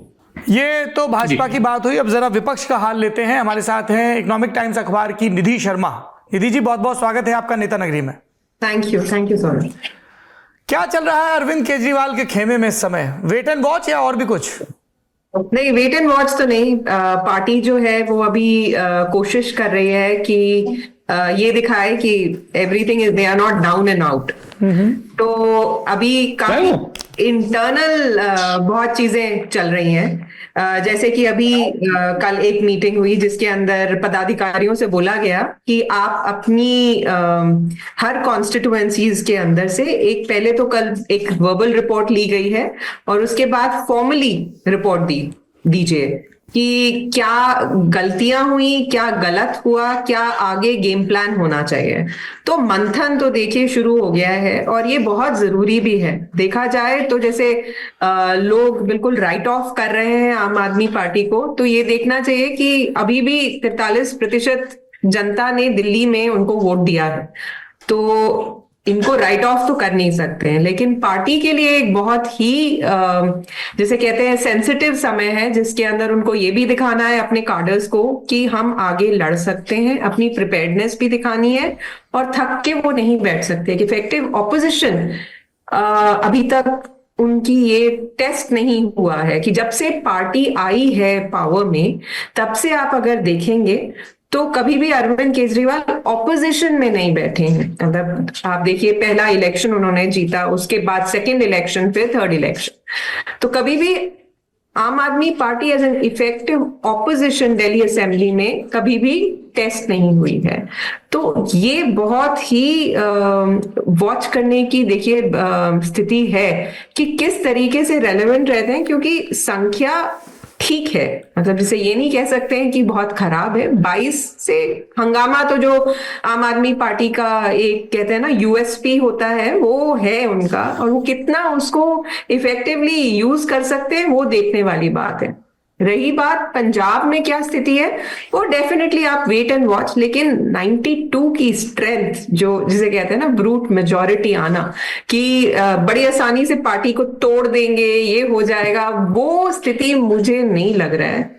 लेकिन हाँ, मैनेजमेंट एक बॉर्डर स्टेट में, एक ऐसी स्टेट में जहां की अभी लोकसभा इलेक्शंस में जिस तरीके से उन्होंने सोचा था कि परफॉर्म करेंगे लेकिन नहीं कर पाए, तो ये सब जो स्थितियां हैं ये देखने वाली बात है। और 27 में फिर से इलेक्शंस हैं आपके, और एमसीडी के भी चुनाव होंगे, तो ये बहुत बड़े टेस्ट्स हैं अभी आम आदमी पार्टी के लिए। ओके, पंजाब को लेके निश्चिंत हैं वो लोग या कुछ फायर फाइटिंग शुरू हो गई है एक्टिवली? नहीं देखिए, फायर फाइटिंग कांस्टेंट है। अभी थक के हार के नहीं बैठ सकते हैं। अभी तो भाजपा एक अच्छी मेजोरिटी से असेंबली में पहुंचेगी। 14 सीएजी रिपोर्ट स्टेबल होनी है, तो दिल्ली में भी है। और क्या चल रहा है पंजाब में आपको भी पता है, पहले भी नेता नगरी में डिस्कस हो चुका है ये बात कि कितने वो लोग जागरूक हैं इस मामले में कि पंजाब में कभी भी खतरा किसी भी तरीके का अंदर से ज्यादा चांसेस हैं कि आपके खुद के एमएलएज कुछ इधर उधर करने की कोशिश करें, प्रेशर डालें आप पार्टी के ऊपर, वो ज्यादा चांसेस हैं। ये कि भाजपा तोड़ देगी, भाजपा हिला देगी एक ऐसी स्टेट में जिसमें भाजपा की बहुत लिमिटेड प्रेजेंस है और अभी तक शिरोमणि अकाली दल पे एज एन एलाय वो डिपेंडेंट है, वो थोड़े कम चांसेस हैं। लेकिन आम आदमी पार्टी के अंदर से जो आवाजें आएंगी वो हाईकमांड को सुननी पड़ेंगी। तो वो वाला मैनेजमेंट बहुत इंपॉर्टेंट है। ईगोस को साथ लेके चलना है। फिर ये भी देखना है, क्योंकि लोकसभा इलेक्शंस में जब मैंने ट्रैवल किया था पंजाब में, वो बहुत अच्छी तरह से दिख रहा था कि रोष था, जमीनी रोष था एमएलए के अगेंस्ट। तो वो सब मैनेज करना पड़ेगा क्योंकि इलेक्शन ज्यादा दूर नहीं है। देखिए, काफी इंटरेस्टिंग है कि निधि ने वहां पंजाब का जिक्र किया, क्योंकि जो हमारी जानकारी है उसके मुताबिक अरविंद केजरीवाल का पूरा ध्यान अब पंजाब पर है। वो बैठे रहते हैं 5 फिरोजशाह रोड में दिल्ली में, लेकिन उनकी अगर अपॉइंटमेंट लिस्ट देखें उसमें पंजाब के मंत्री ज़्यादा शामिल हैं। हर मंत्रालय की एक तरह से निगरानी हो रही है और अरविंद केजरीवाल को अब समय है, क्योंकि अगले 5 साल उनको दिल्ली में तो कुछ लेना देना नहीं है, तो उनका पूरा ध्यान अब पंजाब पर है। किसी ने उनसे पूछा कि आपकी रिकवरी कहाँ से शुरू होगी, अगर आपको कमबैक करना है तो कहाँ से शुरू करेंगे, तो उन्होंने साफ कहा कि अगले 1 साल मेरा पूरा ध्यान पंजाब पर रहेगा। पंजाब के लिए 2 साल अभी तक चुनाव में है। ये भी कहा जा रहा है कि जो 1000 रुपए के उन्होंने वादा किया था महिलाओं के लिए, वो भी शायद अगले साल चुनाव के कुछ महीनों पहले वो देंगे, ताकि उस जैसे महाराष्ट्र में लाडकी बहन को लेकर शिंदे सरकार जनता के पास गई थी, वैसे ही आम आदमी पार्टी की पंजाब सरकार लोगों के पास महिलाओं के लिए कुछ कार्यक्रम करके लेकर जाएगी।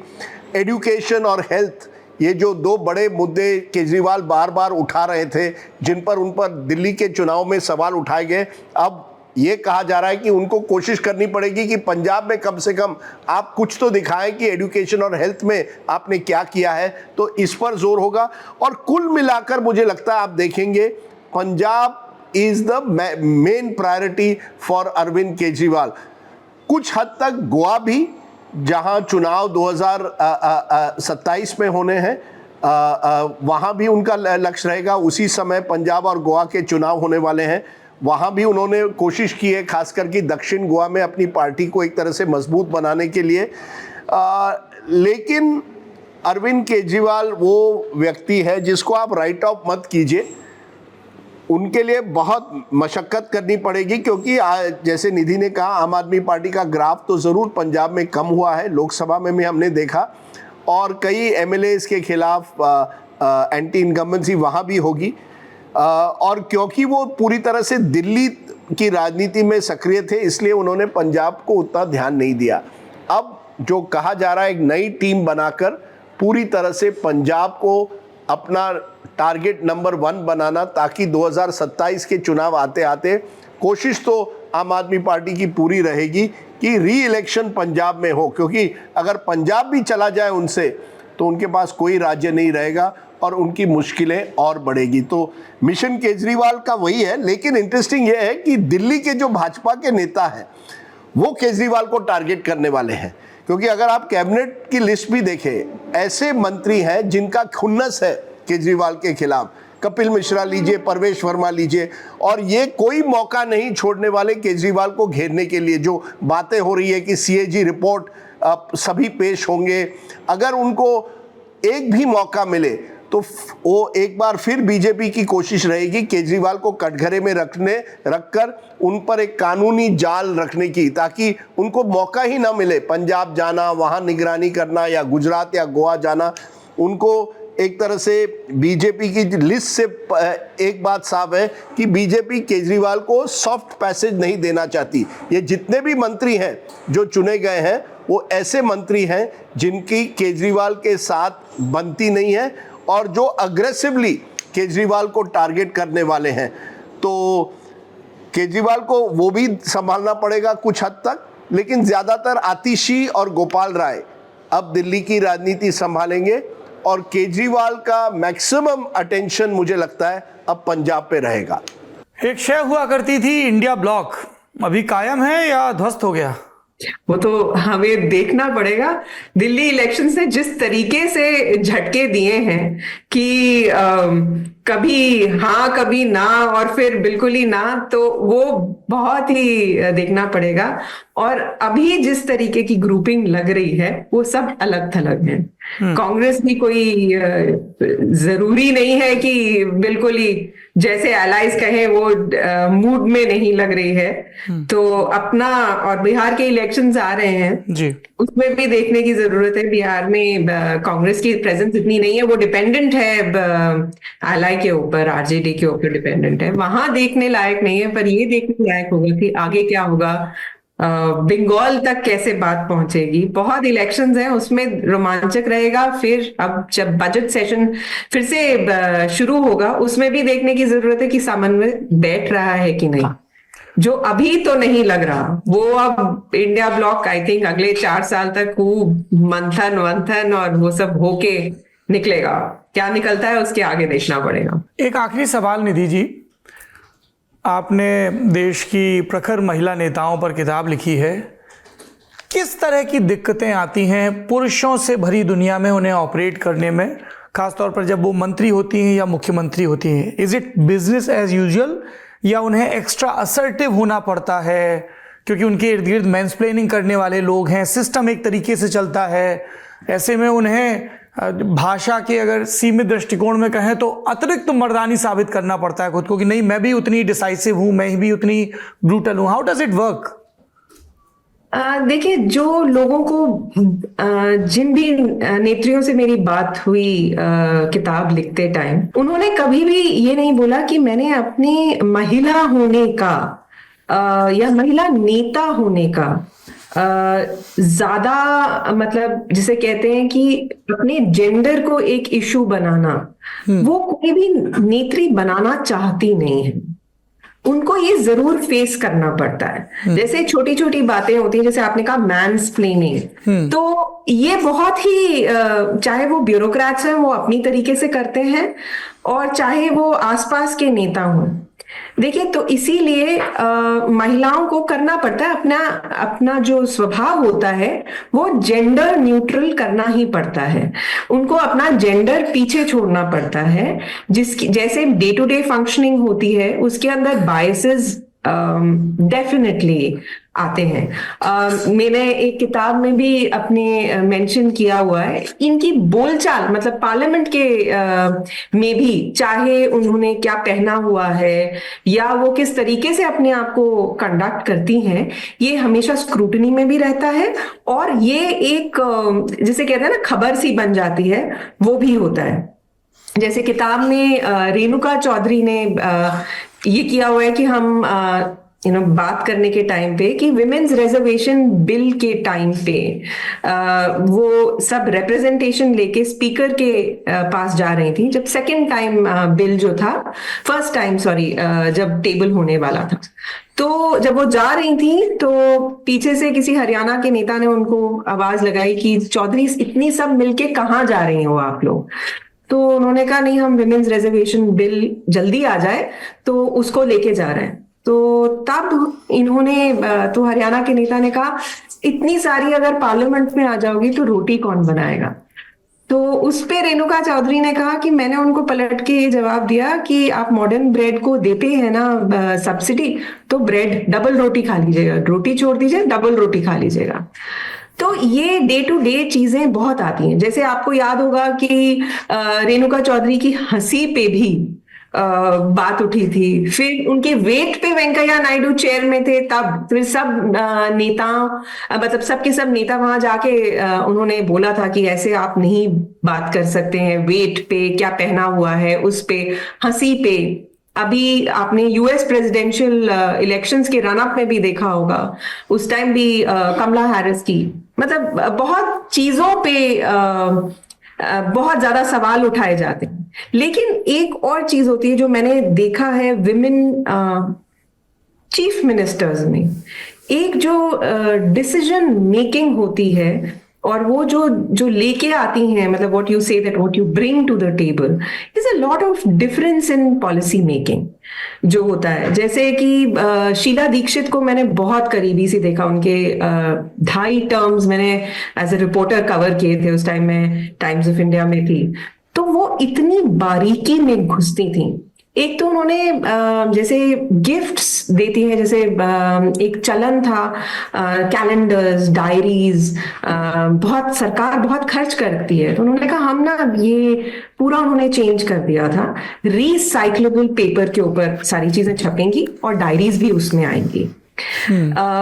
उस टाइम कभी भी हम लोग ना ये रिसाइकल और रीयूज वाला कोई चलन नहीं था। मैं इनकी फर्स्ट टर्म की बात कर रही हूँ, 98 to 2003। तो उस टाइम भी उन्होंने ये चीजें सोची हुई थी। जो सेंसिटिविटी होती है, जैसे मुझे याद है जब हम लोग पेवमेंट्स थे, पेवमेंट्स के ऊपर टाइल्स लगनी शुरू हुई थी, उन्होंने इतनी बारीकी से उसमें गई थी कि मुझे ऐसी इंटरलॉक टाइल्स चाहिए जिसके साइड में वो स्ट्रिप लगाई जाए जिसके अंदर जो देख नहीं सकते वो अपनी स्टिक लेके चलेंगे, तो वो एक टैक्टाइल स्ट्रिप उसके साइड में होनी चाहिए। जो इंटरलॉकिंग टाइल्स थी वो भी उन्होंने खुद चूज की थी।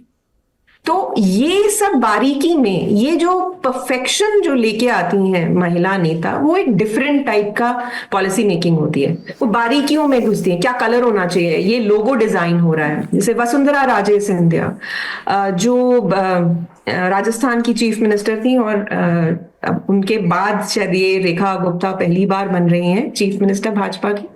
तो वसुंधरा राजे सिंधिया के टाइम पे उन्होंने एक स्कीम लॉन्च की थी जिसके अंदर वो रसोई योजना थी, सब्सिडाइज्ड मील्स की योजना थी। तो उन्होंने कहा था अन्नपूर्णा योजना थी। उन्होंने अपने स्टाफ को बोला, मैंने ये बुक में मेंशन किया हुआ है कि ये कौन सा कलर लगा दिया। उन्होंने कहा मुझे लाल चाहिए। तो उन्होंने कहा ठीक है लाल। तो उन्होंने बहुत सारे शेड कार्ड्स दिखाए लाल के। उन्होंने कहा आई वॉन्ट मैडर। तो वहां पे जो अधिकारी थे वो थोड़ा सा घबरा के अपने फोन पे गूगल कर रहे थे कि व्हाट कलर इज मैडर, क्योंकि किसी को समझ नहीं आया। जब वो मुझे बता रहे थे कि मुझे भी थोड़ा समझने पड़ा कि व्हाट इज मैडर, कि कौन सा ऐसा कलर है जो उनको वही चाहिए था। तो मैं दिखाती हूँ। तो इतनी बारीकियों में जो जाना है वो बहुत कम नेता, तो मैंने आई डोंट थिंक मैंने नेताओं को देखा, नेत्रियों को ज्यादा देखा है जो इतनी बारीकियों में जाती हैं। They are very particular about how what is presented. Again Sheila Dikshit जो थी, उन्होंने पूरी प्रथा वो जो होती थी प्लास्टिक यूजेज, गिफ्ट्स किस तरीके के दिए जाएं, वो सब बंद करके वो एक पॉटेड प्लांट देती थी। चाहे आप डिग्निटरी हो, चाहे आप किसी गवर्नमेंट फंक्शन में आपको फेलिसिटेट किया जा रहा हो, सब चीजें बंद करके वो पॉटेड प्लांट्स देती थी। और वो भी ornamental plants that would survive even, मतलब that were very sturdy plants.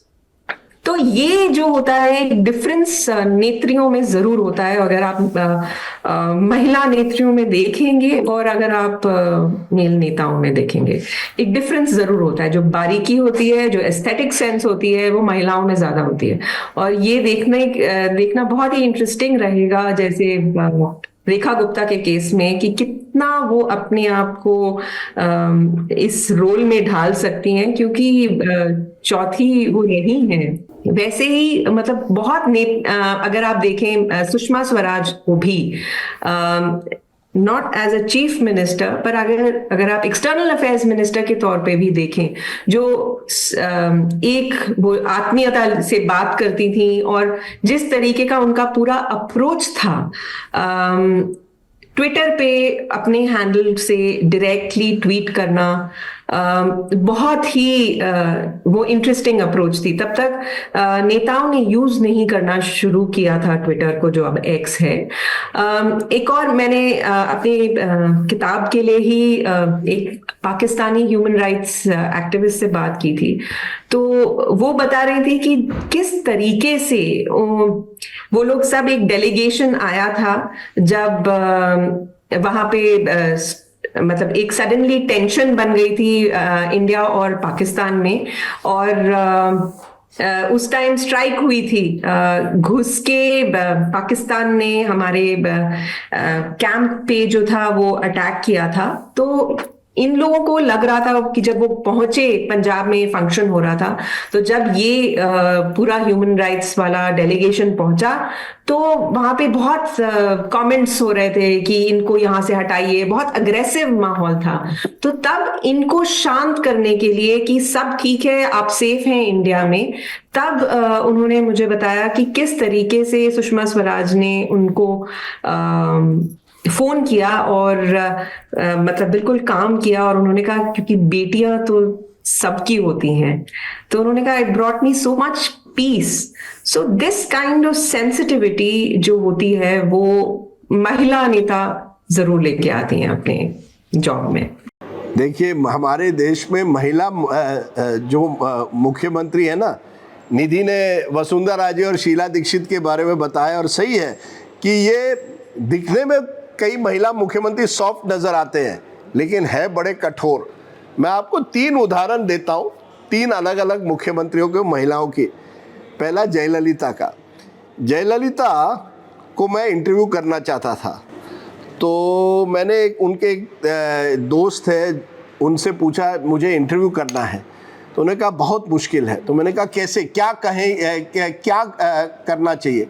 तो उन्होंने कहा जयललिता रस्किन बॉन्ड राइटर जो है, लेखक जो है, उनकी किताबों उनकी बहुत शौकीन है, सभी उनकी किताबें पढ़ना चाहती है।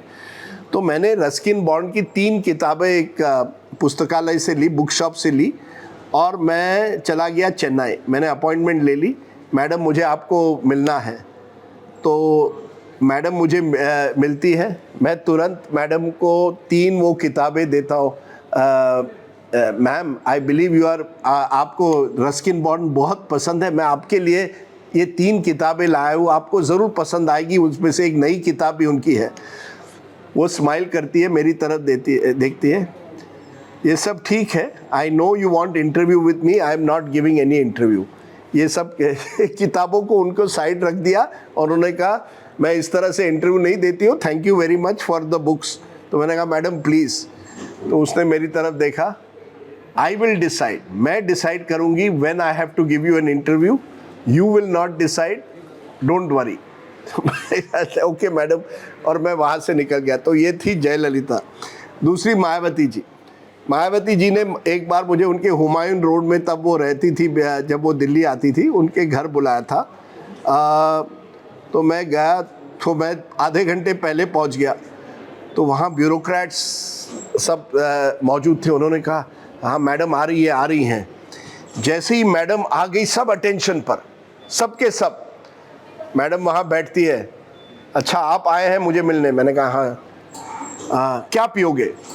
तो मैंने कहा कुछ भी, जो भी आप कहें। लिम्का पियोगे? तो उन्होंने कहा ठीक है मैं लिम्का पी लूँगा। तो लिम्का आता है, और हम दोनों बात कर रहे हैं। जितने भी ब्यूरोक्रेट्स उस रूम में थे वो अभी भी अटेंशन पर थे, और वो उनकी नज़र वो मायावती से नहीं मिलाना चाहते। मैं और मायावती जी बात कर रहे हैं, वो मुझे एक दो मैं उनको सवाल पूछा, और ब्यूरोक्रेट्स बिल्कुल चुप, कुछ नहीं कह रहे हैं। बाद में मैंने उनको कहा कि आप हमारे साथ क्यों नहीं आए, आप भी लिम्का पी लेते। नहीं मैडम के सामने नहीं, मैडम के सामने नहीं, उन्होंने आपको बुलाया, हमको कुछ नहीं, हम तो एकदम डरे हुए नजर आए। यानी पूरी तरह से मायावती ने उन पर एक तरह से अपना डर, एक डर का माहौल उस रूम में नजर आया कि ये ब्यूरोक्रेट्स मायावती की तरफ भी, मायावती जी की तरफ भी नहीं देख रहे थे। तीसरा उदाहरण ममता बनर्जी का, बड़ी दिलचस्प स्टोरी है, मैंने अपने 2014 के किताब में लिखी है। 2012 मुझे लगता है, हाँ 2011 में जब चुनाव जीती लेफ्ट के सामने, तो उस साल के एंड में हम एक CNN IBN Indian of the year कार्यक्रम करते थे, तो उस साल में हमने अन्ना हजारे को नंबर 1 न्यूज मेकर चुना था और ममता बनर्जी को पॉलिटिशियन ऑफ द ईयर, क्योंकि वो उन्होंने लेफ्ट को हराया था इतने सालों बाद और अन्ना हजारे ने अपना एक तरह से अपनी एक पहचान बना ली थी देश भर में।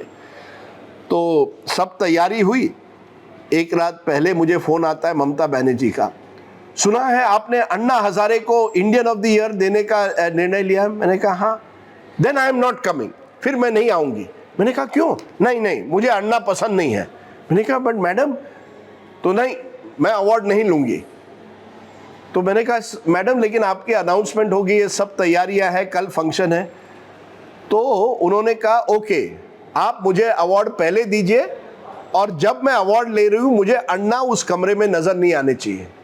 तो हम ताज होटल पहुंच गए। प्रॉब्लम ये हुआ कि अन्ना ममता के पहले पहुंच गए। तो जैसे ही हमको पता चला कि ममता बनर्जी भी आ रही है, हम अन्ना को दूसरे कमरे में ले गए। अब आप सोचिए ये सब ताज में हो रहा है। जैसे ही अवार्ड सेरेमनी शुरू हो गई, हमने अनाउंसमेंट कर दी कि अगले 10 मिनट में सब सेरेमनी शुरू होने वाली है।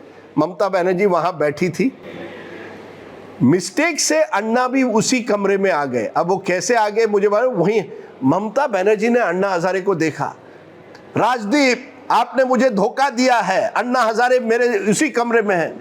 और उन्होंने माइक बिग सब हटाया, वहां से वो निकल गई और बाहर जाने लगी, बाहर चली गई। मैं नहीं आऊंगी आपके मुझे वो ताज का गेट पर दिनेश त्रिवेदी चला रहे थे, टीएमसी के एमपी गाड़ी चला रहे थे।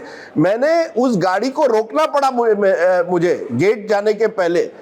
और आपको ताजुब होगा, एक तरह से मेरे गेस्ट रिलेशन के का जो साथी था, उन्होंने ममता बनर्जी के सामने गिड़गिड़ाते हुए उनको गाड़ी से निकाला और कहा मैडम 5 मिनट के लिए आ जाइए, आप अवार्ड ले लीजिए और चले जाइए। आखिर में वो आई, लेकिन उन्होंने साफ कहा कि इसके बाद अगर कभी भी अन्ना हजारे के साथ किसी अवार्ड फंक्शन में मुझे बुलाना तो मैं नहीं आऊंगी। अब इसमें एक और ट्विस्ट है कि 1-2 साल बाद जब 2014 के चुनाव हो रहे थे, ममता बनर्जी ने अन्ना हजारे के साथ रैली भी की थी दिल्ली में। तो ये महिला पॉलिटिशियन कभी कभी अनप्रेडिक्टेबल होते हैं, मेहनती बहुत होते हैं। मैं ये कहूँ जितने भी ये पॉलिटिशियन जिनका मैंने जिक्र किया, जयललिता हो, ममता बनर्जी हो, ये बहुत मेहनत करते हैं। मायावती भी आपको मानना पड़ेगा लगातार, और मुझे लगता है पुरुष को वो डिफेंसिव पर दिखाना चाहती है, फिर वो ब्यूरोक्रेट्स हो या पत्रकार हो। अनप्रेडिक्टेबिलिटी एक तरह से उनका एक सेफ्टी है, उनको एक सेफ्टी आर्मर जिसे अंग्रेजी में कहते हैं आप लगाते हैं, ताकि लोगों को ये नहीं पता चले कि ये करेंगी क्या। तो सब जो पुरुष होते हैं, अपने मंत्री होते हो या ब्यूरोक्रेट्स हो या पत्रकार हो, सबको अनप्रेडिक्टेबिलिटी के जरिए उनको डिफेंसिव पर लगाओ। तो ये 3-4 घटनाएं हैं महिलाओं की। शीला दीक्षित को भी मैं बोलूं, जैसे निधि कह रही थी, सॉफ्ट बाहर से, अंदर से बहुत टफ थी। आप जानिए जब वो दिल्ली की मुख्यमंत्री बनी तब कितने बड़े बड़े दिग्गज कांग्रेस के नेता थे, सज्जन कुमार, टाइटलर, ये उस जमाने में बहुत बड़े नाम थे। हालांकि 84 के दंगों में उनके नाम शामिल हुए थे, लेकिन वो उनकी अपने अपने एरियाज में पकड़ थी। तो कई लोगों को लगा Sheila will be a pushover नहीं थी। एंड में उनको सोनिया गांधी का काफ़ी समर्थन मिला, लेकिन इसके बावजूद मैंने 1-2 बार देखा है शीला दीक्षित जब गुस्से में आती थी तो गुस्से में आती थी। और एंड में करता हूँ उमा भारती के साथ, क्योंकि आपने सब महिलाओं मुख्यमंत्री के बारे में पूछा तो उमा जी का तो थोड़ा तो जिक्र करना पड़ेगा। मैं डे इन द लाइफ कर रहा था एक दिन उमा भारती के साथ। तो हम लोग गाड़ी में जा रहे थे, अचानक उसने ड्राइवर को कहा रोको रोको रोको। मैंने क्या हो गया? उमा भारती गाड़ी से निकलते, वहां एक हाथी आ रहा है रास्ते पर, वो जाती है और हाथी के सामने ऐसा नमस्कार करती है। आप सोचिए भोपाल के बीच, रास्ते के बीच उमा भारती हाथी के सामने नमस्कार कर रही है। अब कौन सी मुख्यमंत्री है, कितने ऐसे मुख्यमंत्री हो। एक दूसरी बात, उमा भारती की खाना बहुत अच्छा पकाती थी, फर्स्ट क्लास। और उन्होंने एक बार उसी ट्रिप पे मुझे बताया कि एक ज़माने में वो हेलीकॉप्टर भी चलाना जानती थी, घुड़सवार भी करना जानती थी। So she was an all rounder. एक अलग पहचान मुझे उमा भारती की उस ट्रिप पर दिखी थी। पर ये सब अपने आप में अलग है। एक अलगपन होता है। मेल पॉलिटिशियन की एक बॉन्डिंग होती है, female politicians are more individualistic, उनकी एक अपनी एक आइडेंटिटी होती है जो वो जिसके जरिए वो अपनी राजनीतिक पहचान बना लेते हैं। Very very interesting.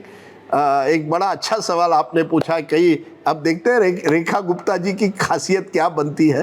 उनके सामने भी ज़रूर कई चुनौतियां आएंगी, but I wish her well. I think we need many more women politicians and chief ministers. इतना बड़ा देश है और ममता बनर्जी और रेखा गुप्ता के अलावा इतने बड़े देश में कोई महिला मुख्यमंत्री ना हो, that is disappointing. So I hope to see many more, बहुत और ज़्यादा महिला मुख्यमंत्री हो, यही मेरी आशा है। बहुत बहुत शुक्रिया आपका। बढ़ते हैं नेता नगरी के अगले सत्र की तरफ। नेता नगरी में अब बात फुर्सत की सलाह की, बात कुछ किताबों की और कुछ सिनेमा की, लेकिन उससे पहले बात विज्ञान की। पिछले दिनों ललन टॉप को बुलाया गया हार्वर्ड यूनिवर्सिटी पर। हार्ड वर्क भी था, बुलावा भी था। वहाँ पर गए स्टूडेंट्स एक इंडिया कॉन्फ्रेंस करवाते हैं, उसमें अपनी बात रखने का मौका मिला Kennedy school of public policy में। अगले रोज़ हार्वर्ड बिजनेस स्कूल में भी छात्रों से संवाद का मौका मिला ब्रेकफास्ट मीट के दौरान। यूनिवर्सिटी को देखने का मौका मिला, लाइब्रेरी को, वाइडनर लाइब्रेरी को देखने का मौका मिला, MIT की मीडिया लैब में जाने का मौका मिला। बहुत सारे भारतीय और भारतीय मूल के छात्रों से मिलने का भी मौका मिला। इसमें यूनिवर्सिटी ऑफ मिशिगन, येल और कोलंबिया यूनिवर्सिटी से कॉन्फ्रेंस के लिए आए छात्रों से संवाद भी शामिल है। और तब एक विचार जन्मा जिसके बारे में हम जल्द आपको विस्तार से बताएंगे, जो ज्ञान से जुड़ा है, विज्ञान से जुड़ा है और दुनिया भर में फैले भारतीय वैज्ञानिक छात्रों की मेधा को एक मंच पर लाने और उनको और उनके ज्ञान को आप तक पहुंचाने के संकल्प से जुड़ा है। इसके बारे में विस्तार से बात करेंगे। अब बात किताबों की, विज्ञान पर बात। हमारे एक मित्र वहाँ पर हमसे मिलने आए, एक दर्शक, और उन्होंने मुझे ये किताब तोहफे में दी। मैं उनका बहुत शुक्रगुजार हूँ। उनका नाम है आदित्य अंसोदरिया। वो वहाँ पर वैज्ञानिक हैं और जिस विषय पर वो काम करते हैं उसी से जुड़ी ये कमाल की किताब लेके आए हैं। वॉल्टर इसैक्सन की किताब है। इससे पहले इन्होंने स्टीव जॉब्स पर बहुत चर्चित बायोग्राफी लिखी है। इस किताब का नाम है द कोड ब्रेकर। ये किताब जेनिफर डोडना के बारे में है, जीन एडिटिंग के बारे में है और ह्यूमन रेस का फ्यूचर कैसा होगा, इसके बारे में ये किताब है। बेस्ट सेलर किताब है न्यूयॉर्क टाइम्स की। इस किताब को मैंने पढ़ना शुरू किया है।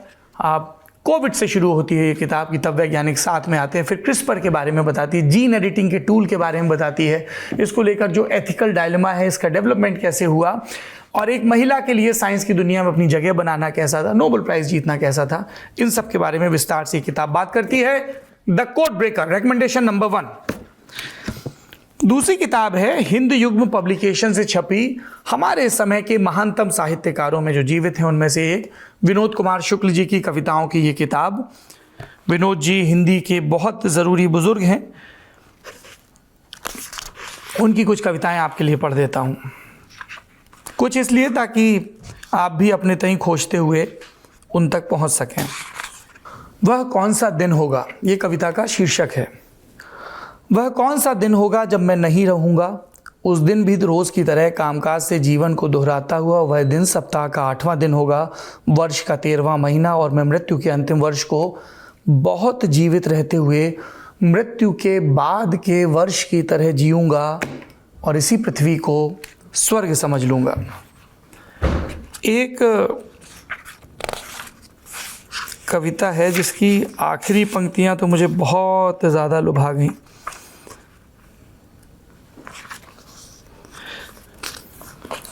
ये कविता सुनिए। दुख की आदत है, दुख की आदत है, बहुत कठिनाइयों से एक एक दिन उम्र की दूरियों को पार करते इस उम्र में पहुंच गया हूं। आखिर सब कुछ पा लिया जैसे, सबके साथ गृहस्थी और प्रेम को थामे कि दूरी बची नहीं लगती है। पता नहीं कौन सा एक सुख बचा रह गया है, एक सुख का दुख है और कोई दुख नहीं है। विनोद कुमार शुक्ल। तीसरी किताब कहानियों की किताब है। इसे लोक भारती ने छापा है। मेरे बहुत प्रिय कहानीकार नौजवान अनुराग अनंत, उनकी कहानियों का ये संग्रह है जिसका नाम है मुहावरे की मौत। इसकी एक कहानी का एक पैरा आपके लिए पढ़ देता हूँ। ग्रैंड इवेंट शीर्षक है इसका। बात न जाने कब की है, पर बहुत पुरानी बात है। इतनी पुरानी बात कि आदमी मर के देवता हो सकता था। एक गांव था जो बाद में मेरा शहर बन गया। उसी गांव में एक तवायफ रहती थी। उसकी एक औलाद हुई जिसके नाम की किसी को कोई फिक्र नहीं थी। लोग उसे रंडी की औलाद कहते थे। जब तक उसकी माँ जीवित थी, वो अपनी माँ के साथ गांव के बाहर रहता था। उसके मन में धन, संपत्ति और स्त्री देह के प्रति एक वैराग्य आ गया था।